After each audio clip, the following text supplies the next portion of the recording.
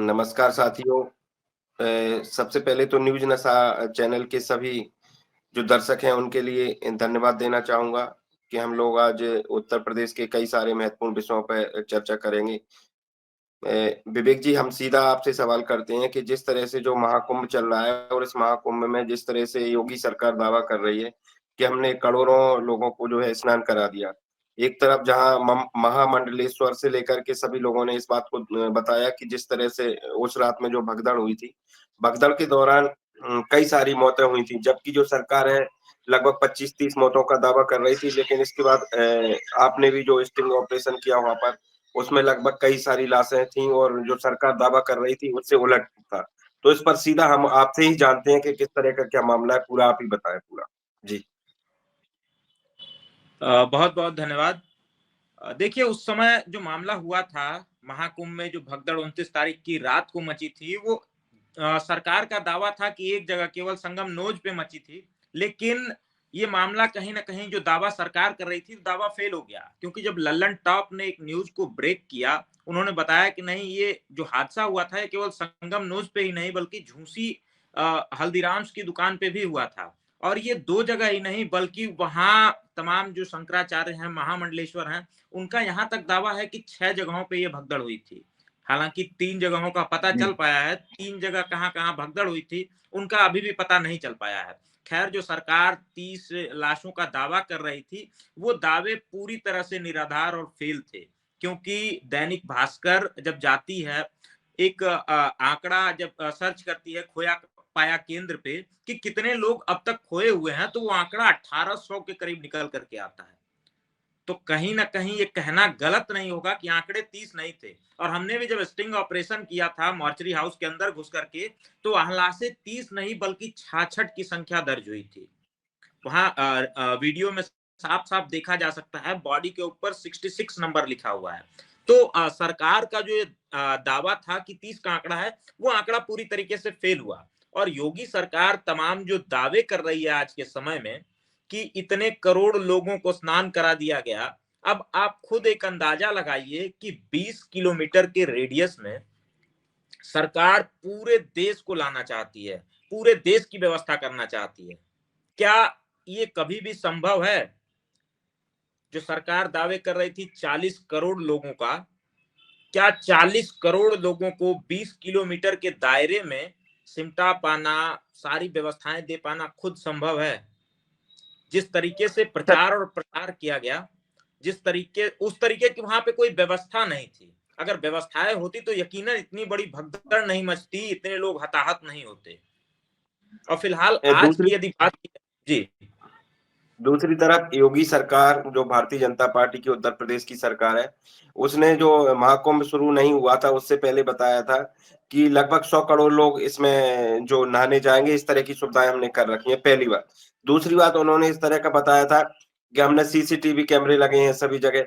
अगर इस तरह की जो भगदड़ हुई है, भगदड़ में किस तरह से हुई है, कहाँ-कहाँ पर हुई है, तो उन्होंने अभी तक सीसीटीवी कैमरे भी के माध्यम से भी जारी नहीं किए हैं। तो बाकी वो जब इस तरह की बात कर रहे हैं तो वो बता सकते हैं ना, इस पर क्या विचार है आपके? बिल्कुल देखिए सरकार पे सवाल तो उठता ही है, वहां की प्रशासनिक व्यवस्था पे सवाल उठता है। सवाल इस चीज को लेकर के है कि जब आप लोगों की गिनती कर सकते हैं कि कितने लोग वहां पे पहुंचे थे, कितने लोगों ने स्नान किया, तो ये आंकड़े आखिर जारी करने में क्या मुश्किल हो रही है कि आखिर कितने लोग हताहत हुए हैं, कितने लोग खोए हैं।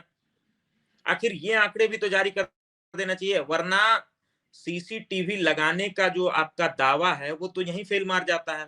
साफ साफ दिखाई देता है कहीं ना कहीं जो विपक्ष हुँ, है उसका लगातार हमला सत्ता पक्ष पे है इस सवाल को लेकर के।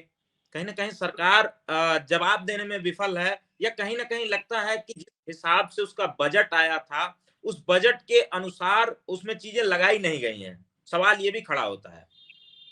देखिए, जो मिल्कीपुर का उपचुनाव हुआ है, उसमें अखिलेश जी ने सफ़ेद कपड़े की तक बात कर डाली और जो एक पांडे जी हैं, उनका मैंने देखा था, वो पांडे जी कह रहे हैं कि हम लोग बहुत अच्छा स्टाफ है, 6-6 वोट मैं अकेले डाल के आया हूँ। तो अभी हम मिल्कीपुर के जो उपचुनाव पर भी बात कर लेते हैं, इसमें पूरी चूँकि आप वहाँ पर उत्तर प्रदेश से भी हैं और लगातार धरातल पे कवरेज भी करते हैं विवेक जी, तो इस पर पूरा विस्तार से बताएँ क्या मामला है पूरा? जो देखिए उपचुनाव को मिल्की लेकर के जो आपकी क्या प्रतिक्रिया है? जी। मिल्कीपुर पर सवाल खड़े करना, सवाल करना, चूंकि देखिए कई लोगों ने वहां पे ग्राउंड पे रह करके रिपोर्टिंग की है। अब फिलहाल जो आपने पांडे जी वाली बात 6 वोटों का जिक्र किया, उसे विनीत यादव ने कवर किया था। सॉरी,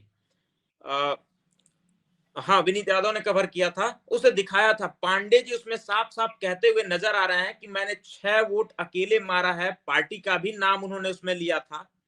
तो आप इसी जी। से अंदाजा लगा सकते हैं कि उत्तर प्रदेश की जब 10 विधानसभा सीटों पे उपचुनाव होने थे, तो 9 सीटों पे चुनाव करा करके एक सीट को क्यों छोड़ा गया था, सबसे बड़ा सवाल यहां होता है। और जब पूरे तरीके से पूरा विपक्ष लगा हुआ था कि नहीं चुनाव निष्पक्ष तरीके से हो, वहां एक व्यक्ति 6 वोट मारता है। 6 वोट मारने के बाद आ करके ऑन कैमरा कबूल करता है कि मैंने फला पार्टी को 6 वोट मारे हैं। ये कहीं ना कहीं लोकतंत्र पे, निर्वाचन आयोग पे सीधे सीधे सवालिया निशान खड़े करता है।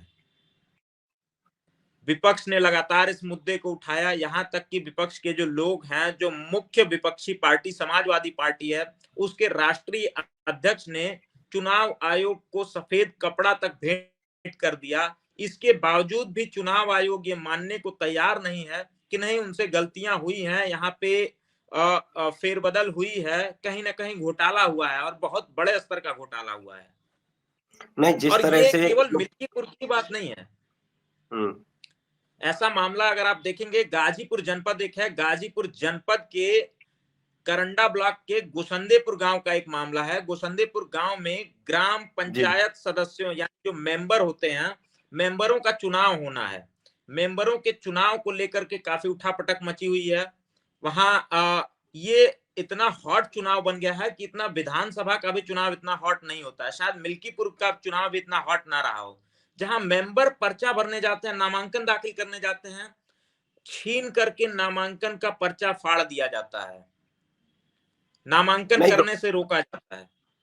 आखिर ऐसा क्या कारण है कि जो ग्राम प्रधान का जो चुनाव है या मेंबर का चुनाव है, इसमें इस तरह का जो है वहाँ की सरकार है या वहाँ का प्रशासन है, इस तरह का इंटरफेयर उसमें क्यों कर रही है? इसका क्या कारण हो सकता है? देखिए वहां के अगर समीकरण की बात की जाए उस ग्राम सभा के, तो सबसे अधिक जो वहां की आबादी है वो लगभग बैकवर्ड और दलितों की है। और वहां पे एक तबका, सवर्ण तबका है जो लगातार ये चाहता है कि हमारा प्रतिनिधित्व हो। हालांकि वोटों के माध्यम की यदि बात की जाए तो वोट के माध्यम से ये संभव नहीं है। फिलहाल लगभग 2 से 3 टर्म का देखा जाए तो लगभग 3 से 4 टर्म तक उनकी सत्ता आ नहीं पाई है। वो सत्ता में आने के लिए या वहां की ग्राम प्रधानी पाने के लिए लगातार संघर्षरत हैं। तो जब वो लोगों के माध्यम से नहीं आ पा रहे हैं, वोटिंग के माध्यम से नहीं आ पा रहे हैं, तो वो चाहते हैं कि किसी तरीके से, क्योंकि आज के समय में उत्तर प्रदेश की राजनीति जो है वो मुख्यतः 2 गुटों में बट गई है। एक गुट एनडीए गुट है, दूसरा गुट पीडीए गुट है। तो पीडीए गुट के लोग वहां पे काफी अच्छी संख्या में हैं, जहां एनडीए लगातार संघर्षरत है। तो एनडीए वहां सत्ता में आना चाहती है, सीट कब्जाना चाहती है, लेकिन वो जानती है कि अगर हमने लोगों को नामांकन नहीं करने दिया तभी यह संभव हो सकता है, तभी हम सत्ता में आ सकते हैं। तो लगातार प्रशासन के दम पे वहां जोर जबरदस्ती की जा रही है। इसी मामले में जब मेरी एसपी साहब से बात होती है गाजीपुर के, तो एसपी साहब जो बात करते हैं, जो उनका लहजा होता है, वो साफ साफ उस ऑडियो रिकॉर्डिंग में सुना जा सकता है। तो इससे कहीं ना कहीं ये लगता है कि चुनाव आयोग पूरी तरह से नींद में सो चुका है। चुनाव आयोग जैसी कोई भी चीज नहीं है।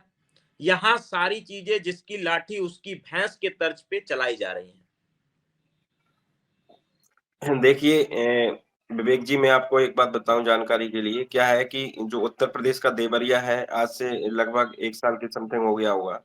तो वहां पर क्या है कि ऐसे ही सवर्ण और ओबीसी के यादव समाज के प्रेमचंद जी के बीच जो मामला हुआ था, उसको लेकर के मैं भी पूरी टीम के साथ, मैं ओबीसी जन कल्याण संघ का राष्ट्रीय अध्यक्ष हूँ, तो मैं भी देवरिया पहुंचा था। और उस मकान को गिराने की योगी सरकार के द्वारा पूरी तैयारियां हो गई थी।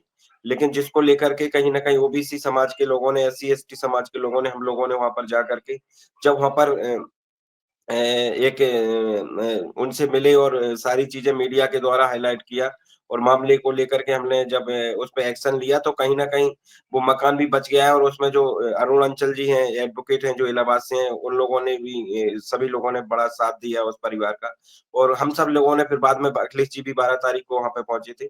तो कहीं न कहीं मुझे लगता है जैसे अभी मुझे खुशी और प्रसन्नता इस बात की है कि जैसे अभी आपने जो ओबीसी टाइम्स यूट्यूब चैनल बनाया है, तो अच्छा मुझे ये बताइए कि आपको इसी नाम से क्यों चैनल बनाने की एक आवश्यकता पड़ी? इसको लेकर के भी मैं आपसे जानना चाहता हूँ।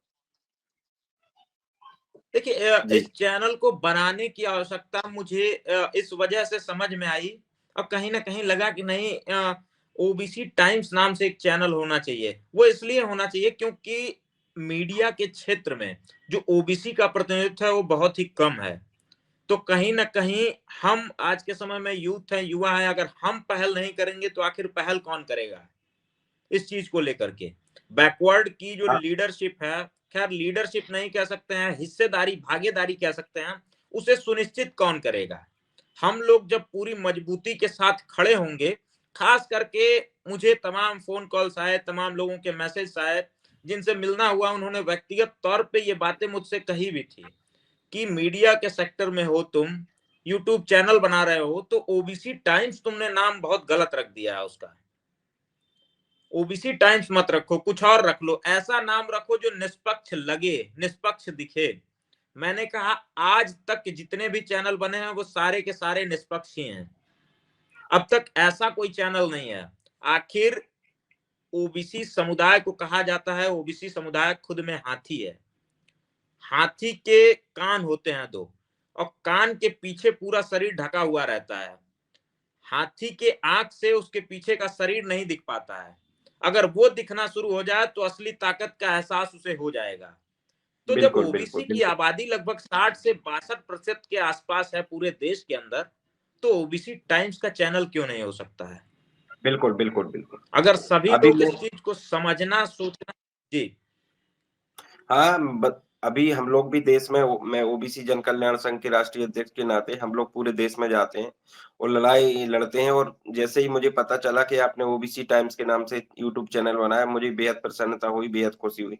चूँकि क्या होता है कि ओबीसी की जो आधी आबादी से ज़्यादा है, लेकिन बावजूद इसके क्या है ओबीसी समाज के लोग कहीं न कहीं पीछे चलते हैं, आगे चलना नहीं सीखते हैं। क्या होता है कि अगर किताबों में लिखा है कि साहब ये किताबों में लिखा है या उसमें लिखा है तो मैं नहीं मानता। अब महात्मा बुद्ध ने कहा था कि जो है अप दीपो भवा मतलब अपना दीपक स्वयं जलाओ। जब तक आप अपना दीपक स्वयं नहीं जलाओगे तब तक कहीं न कहीं हम लोग एक भीड़ का हिस्सा बनते रहेंगे और जब हम लोग भीड़ का हिस्सा बनते रहेंगे, तो लोग हमको ठगते रहेंगे।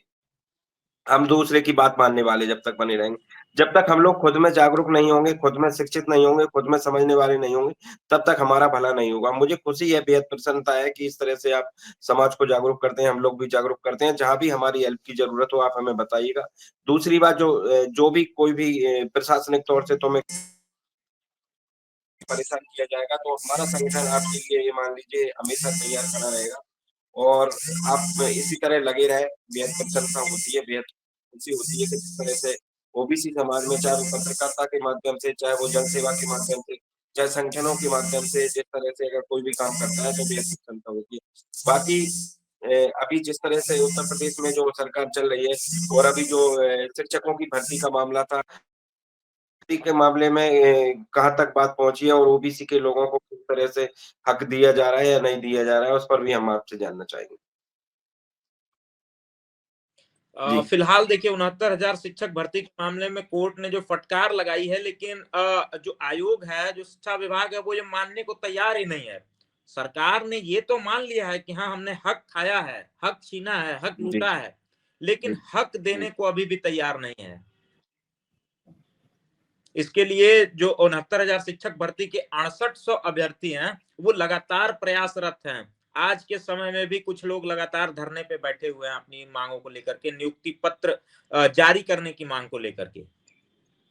लेकिन सरकार के कान पर जूं तक नहीं रेंगता है और खास करके एनडीए सरकार में जो पिछड़े समाज के नेता हैं, मंत्री हैं, उनके कानों पे जूं तक नहीं रेंगती है। जब कोर्ट का फैसला आता है, न्यायालय का फैसला आता है, तो तमाम जो नेता हैं, जो कल तक उन्हें बुरा भला कहते थे, कोसते थे, या उनके पक्ष में आवाज नहीं उठाते थे, वे तक कहते हैं कि ये सामाजिक न्याय की जीत हुई है, लेकिन धरातल पे अब भी उतारने को तैयार नहीं है, नियुक्ति पत्र अब तक देने को तैयार नहीं है।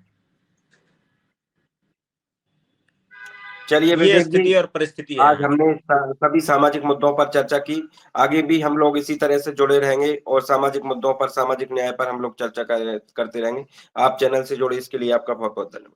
और आप हमसे जुड़े रहने के लिए सब्सक्राइब करें YouTube पर, फॉलो करें Twitter पर और लाइक करें Facebook पर। और ज्यादा जानकारी के लिए आपको टाइप करना होगा सिर्फ न्यूज़ नशा।